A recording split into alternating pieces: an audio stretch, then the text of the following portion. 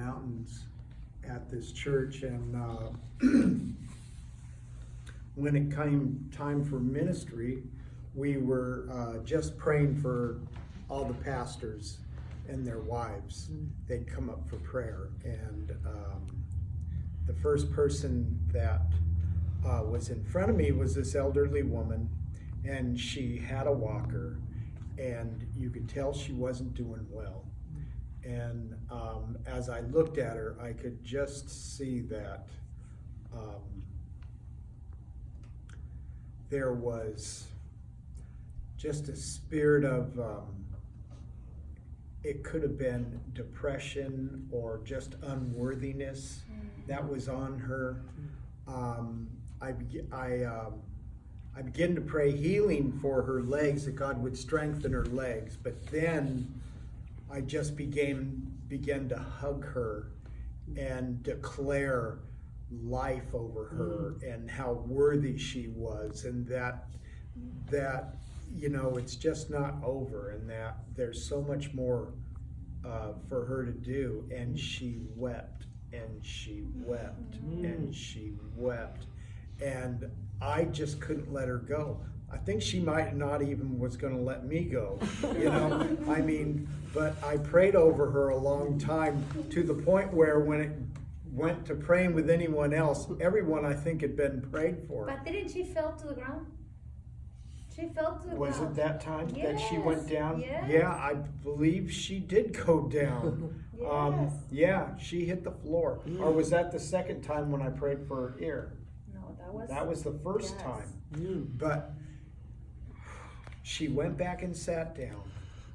And when we did worship the second time around, when everybody was singing and praying, you could hear her over everybody else praying in tongues. The presence of God hit her so strong, and she was just belting it out. And I'm like, wow, you know. And I mean, she really got slammed. And she asked you to pray for the husband. Yeah, then she chased me down and asked me to pray for her husband. And were you with me when we prayed? Oh no, you didn't go up on the mountain. It was Probably Jasmine. probably Jasmine. But oh my gosh. Or Susan. Her, huh? Jasmine or Susan. Yeah. Oh my gosh. That was good. But there was something really special about this lady. And I know that whatever God did, her husband never heard the end of it afterwards, you know? She was probably just, whoa, you know, praying in tongues all the way home, you know? Oh my God. But yes, So good. it really had an impact on me, just to see the transformation in her life. You could really tell that God really touched her powerfully. And that was really awesome. Yes. Amen. That's great. Thank you, God. Well, when I signed for go to the mission trip, sometimes I think of my mind, well, I need to give something, I need to prepare something in case I need to say something in the church right there. And I was thinking, what should be good? And then I got God gave me this name, Manuel Garcia. And I said, Manuel Garcia. I don't know anymore. I don't know what's going on with that name. Okay, I forgot about it. And a couple of days, it was like that. I was not even thinking about the trip, just doing my job. And again, Manuel Garcia. Manuel Garcia. I don't know this guy. I mean, I don't know. Maybe he's a guy has a problems, and I know maybe I'm gonna meet him over there in Mexico. And I completely forgot about it. I never told anyone. I went to Mexico, and the second day I was there, Pastor Yo told you need to go to the church to do the service. But before you need to go on a house with this lady, she was being harassed for demons, spirits. So it was Victoria, Eric, and I said, well, you go to that house, and after that, you go to the church to minister to the people. Okay. So very humble people, very nice. I mean, I love those people. I mean, so we arrived at home, a guy like, I don't know, probably 21, 20 years old, 25, opened the door and said, hey, how you doing? Fine, fine. He said, I'm Manuel Garcia. Ah! You are Manuel Garcia? Yeah, I am Manuel Garcia. And I told him, okay, I need to talk to you, but first I need to do something with your sister. So after Victoria and I, we cast all the demons, we anointed, the whole family come to Jesus again, so they're safe and all the stuff. And they say they're gonna destroy all their idols and throw them in the Yeah, trash. they have a lot of idols for different cultures around the house. Probably they got it like a souvenirs, but they bring the stuff to the home. So we told them that they need to get rid of those things. After all the prayers, Victoria was praying for one of each the family, because there was this lady. There are demons right there. They appear and they tell the things, but she was the only one who can see those things. So the family was so worried because they don't believe in her, and sometimes these spirits get paralyzed in the bed, and she was telling us that those spirits wanted to harm the baby. The baby was 8 days old. So the attacks were more when the baby born. So that's why they call us.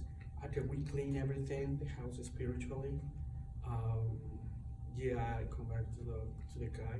We were in a room all together, the family. And I told him, you know what?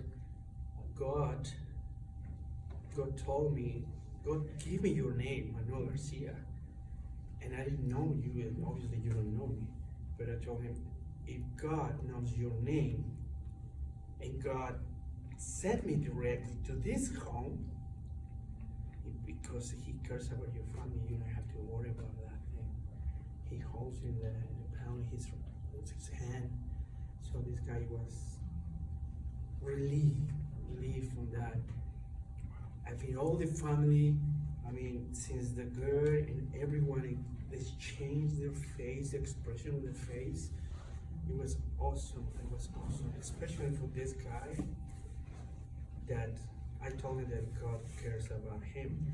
Now it happened that guy was the son of family, but also the father is Manuel Garcia. And the baby. And the baby is Manuel Garcia. Wow. So it was 3 of them that were Manuel Garcia. So I said, well, I need to speak with him, but everybody, it happens to everybody, all the men. I mean, in Mexico, they usually call the son after the father the same name. So it happens to be 3 generations with the same name. And well, it was a blessed day. It was a blessed afternoon. And then they came on Sunday. Yeah, we told them that they need to come back to the church, and they did it Sunday service. They were there, and I was so happy. When they're happy, they have that faith that everything will be changed. Yes. Because they were so attracted by a lot of spirits right there. That you can feel it. When I entered the room, I saw that image in the wall, and I think for myself, that thing needs to go. But I couldn't see nothing because I wouldn't respect at first. Yeah. And but my first impression was that idol and something around the land. There was something really bad with that.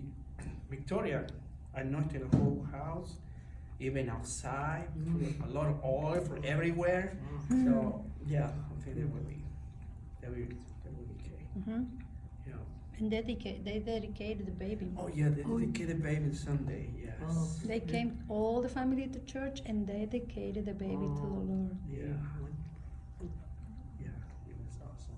And Pastor Joe had a vision of the baby when he was praying for the baby, that the baby is going to be someone that are going to destroy the poles of Asera, like the idols. Like the baby is going to destroy all the altars and idols things. You know what I told it? You know what I told the girl? When you were outside, I told her you need to get rid of those idols. And I explained, I feel that all the spirits want to have mess in you and make you crazy because you are a protection of that baby. But you need to go back, everyone, the family was there, everybody needs to go back to the church. Because I told her, what if your son becomes a pastor? And she said, wow. I said, well, just declare and take care of it. Amen. Wow. Amen. It was powerful. Yeah. It was so good.